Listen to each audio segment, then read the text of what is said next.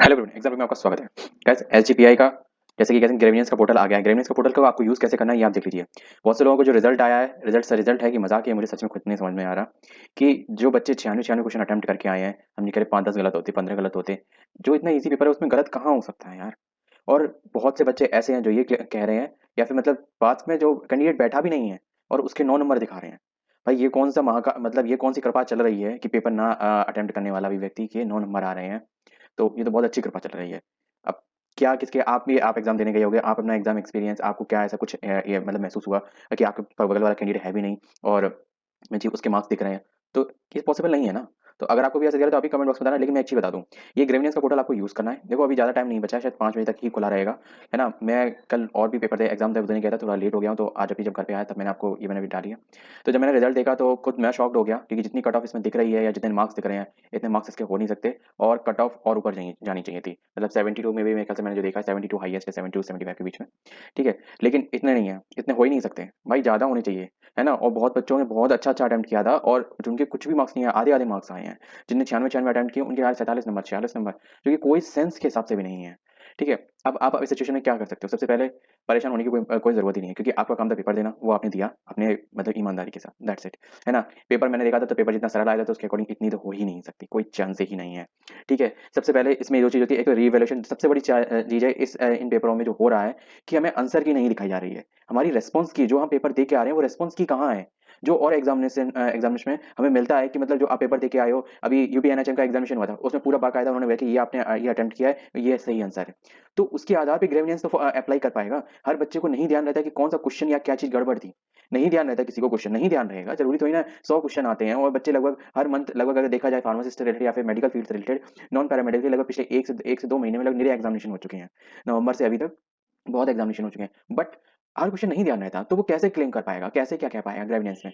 तो अभी सबसे पहले आपको ग्रेविनेंस में अगर आपको क्वेश्चन कोई ध्यान है तो मैं अभी प्रोसेस बता रहा हूँ तो उसके थ्रू आप क्वेश्चन का पूरा क्लेम कर दो फटाफट, ठीक है, बाकायदा वैसे ही करके। और दूसरा, अगर आपको अगर जैसे कि आप इसके रिगार्डिंग जैसे कि आपको आंसर की नहीं मिल रही है या रिस्पॉन्स की आपको चाहिए, है ना, तो मेरे ख्याल से आपने उसमें जो दूसरा ऑप्शन आएगा ग्रेविनेंस के लिए कि ग्रेविनेंस फॉर क्वेश्चन या ग्रेविनेंस फॉर अदर्स, तो अदर्स में आपको ये डिस्क्रिप्शन में ये चीज लिखना है कि हमें अपनी जो रेस्पॉन्स की है, जो हमने पेपर में अटेम्प्ट किया है वो हमें चाहिए। प्लीज़ हमें वो प्रोवाइड करें, हमारी मेल आईडी पे या अपनी वेबसाइट पे पर्टिकुलर प्रोवाइड करें जिससे कि हम ग्रेविडेंस सही से दे पाएँ, है ना? ये आपको पूरा जो मैंने स्टेटमेंट बोला ये आपको लिखना पड़ेगा, मे बी कुछ रिस्पॉन्स हो। क्योंकि आजकल मेल्स का और इन चीज़ों का थोड़ा रिस्पॉन्स होता है क्योंकि वो सीधे हेड ऑफ द डिपार्टमेंट से कनेक्टेड होती हैं चीज़ें और उनको सीधा रिस्पॉन्स मिलता है।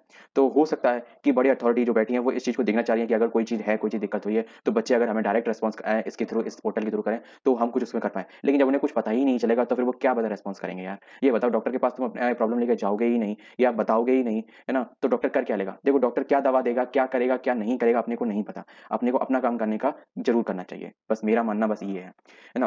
मुझे एक क्वेश्चन का दिमाग में था तो मैंने वो डाल दिया। आपको अगर क्वेश्चन का कोई रिमार्क हो तो ग्रेविनेंस फॉर क्वेश्चन डाल दो और आप इसका भी ग्रेविनेंस डाल दो कि हमें आंसर की और रिस्पॉन्स की चाहिए। जो हम पेपर में दे के आए वो रिस्पॉन्स की चाहिए। देखो बच्चा अपना खुद कैलकुलेट करके लगा लेता है कि वो अगर 90 क्वेश्चन करके आया है कि एवरेज में उसके 10 गलत उसने लगाया कि घर पे मेरे 5 गलत होंगे, तो 5 के 10 गलत हो जाएँगे, 15 गलत हो जाएँगे। पर ऐसे थोड़ी ना होगा कि कोई 98% पेपर करके आया है, उसको 48 मार्क्स आएँगे या फिर 45 मार्क्स आएँगे, 50% मार्क्स डाउन।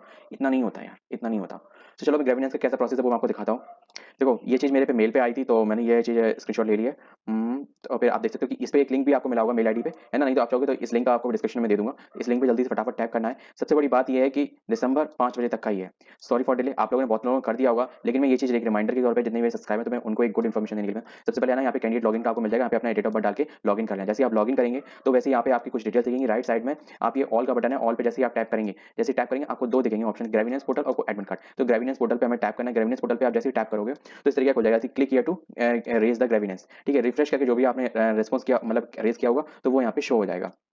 ठीक है, अब यहाँ पे जैसे कि आपने जैसे इस पर टैप करेंगे रेफरेंस पे रेस तो यहाँ पे पोस्ट आपकी दिख जाएगी, नाम दिख जाएगा, फादर्स नेम दिख जाएगा, प्लीज रीजन फॉर ग्रेविनेंस। तो यहाँ पे आपको 2 ऑप्शन दिखेंगे कि grievance for question and grievance for other. तो आपको अगर आपको क्वेश्चन कोई दिमाग में है तो क्वेश्चन, जैसे कि मुझे क्वेश्चन दिमाग में था तो मैंने यहाँ पे ग्रेविनेंस फॉर क्वेश्चन किया, है ना? और जो डॉक्यूमेंट मैंने बनाया था वो मैंने क्लिक किया टू अपलोड पे, क्योंकि मैंने जो भी था मैंने डॉक्यूमेंट में सब लिख दिया था। तो क्लिक किया टू अपलोड पे टैप कर दिया, ठीक है? जैसे ही मैंने टैप किया ये हमारी फाइल अपलोड होगी, मैक्सिमम 400 केबी तक की कोई फाइल जेपीजी या जेपीईजी फॉर्मेट में, पीडीएफ फॉर्मेट नहीं है यहाँ पे, है ना? दोनों में से कोई भी अपडेट हो जाएगी। अगर आप फाइल छोटी नहीं कर पा रहे हैं तो अपनी फाइल किसी फ्रेंड की व्हाट्सएप पे भेज के उसे फिर से मंगवा ले, अपने आप छुट्टी हो जाएगी।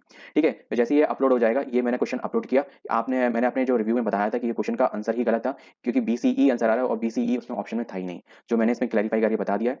तो जैसे कि मैंने ये फाइल सक्सेसफुली अपलोड होकर आ जाएगी और फिर आपको यहाँ पे आई एग्री टू करके सबमिट पे बटन दबा देना है। ठीक है, आप चाहे तो प्रीव्यू करके देख सकते हैं, जैसे कि यहाँ पे your application form has been submitted successfully, है ना। इस तरीके से आपको ऐसे ही सेम आपको ग्रेविनेंस फॉर, तो उसके लिए आपको क्या करना है, सेम चीज़ के लिए आपको जैसे कि यहाँ पे ग्रेविनेंस फॉर अदर्स के लिए डालना है और यहाँ पे डिस्क्रिप्शन में बाकायदा पूरा कंप्लीट लिखना है। ठीक है, फाइल कोई नहीं है तो फाइल अगर कुछ भी नहीं हो तो यही चीज़ जो आपने लिखा है वो एक पेपर पे लिख के, अगर जैसे कि सबमिट ना हो रहा हो बिना किसी फाइल अपलोड के, तो आपको पहले यहाँ पे यही चीज़ जो मैंने बात बोली वो सब लिखनी है कि हमें हमारी रिस्पॉन्स की चाहिए। ठीक है, प्लीज़ प्लीज़ हमारी रिस्पॉन्स की प्रोवाइड करें, बिकॉज ये भी लिख दें कि वी कुड नो जिससे कि हमारा रिजल्ट, हम अपने रिजल्ट को क्लियरली एज्यूम कर पाए।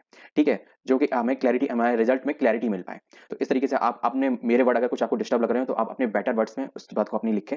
ठीक है, ज़्यादा लेंथी ना करना, 4 लाइन में मेरे ख्याल से सब कुछ कंप्लीट कर देना, जिससे कि पढ़ने वाला आपकी बात को पढ़ेगा। कि ज़्यादा लेंथी करने में थोड़ा आप समझ सकते हैं। ठीक, क्लिक टू अपलोड कर देना है, जैसे फाइल अगर बिना डॉक्यूमेंट फाइल के अपलोड के नहीं हो रहा हो तो वही बात का एक कागज पे लेके फोटो खींच के, जैसे मैंने क्वेश्चन की फोटो खींच के डाली है तो वैसे यहाँ पे फोटो खींच के उसको आई सबमिट अपलोड कर देना 400 केबी के अंतर्गत।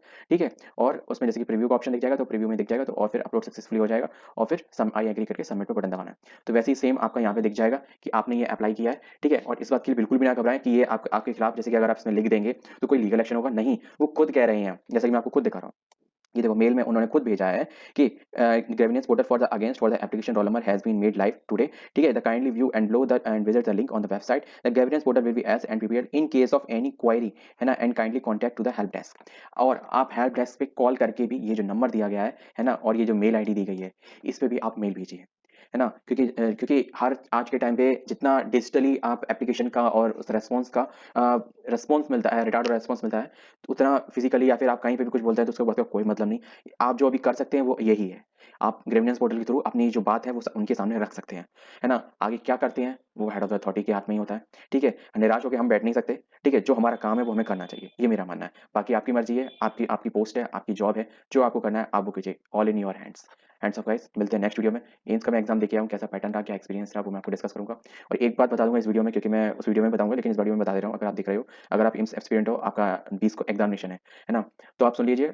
अगर आपके मल्टीपल एग्जाम में, मल्टीपल सेम डे में मल्टीपल प्लेस पे, या फिर मल्टीपल एग्जाम सेंटर पे, या मल्टीपल शिफ्ट में एग्जाम है, तो आपके 2 एडमिट कार्ड लगेंगे। या फिर जितने एग्जाम होंगे मल्टीपल शिफ्ट में, मल्टीपल शिफ्ट होगी, है ना, तो आपके उतने ही एडमिट कार्ड लगेंगे। 2 होगी, 2 शिफ्ट चली तो 2 एडमिट कार्ड लगेंगे। अगर आप नहीं है तो केवल आप अपना एक एडमिट कार्ड कलर्ड, ठीक है, और डिक्लेरेशन की भी कोई ज़रूरत नहीं है। ठीक है, और दूसरा, और एक ओरिजिनल आईडी जिसमें आपकी जो डिटेल हो वो आपके एग्जिट एडमिट कार्ड की डिटेल से मैच होती हो, वो आईडी आपको लेके आनी है। मोस्ट प्रोबेबली जो आपने आईडी वहाँ पे अपलोड करी है वही लेके जानी है।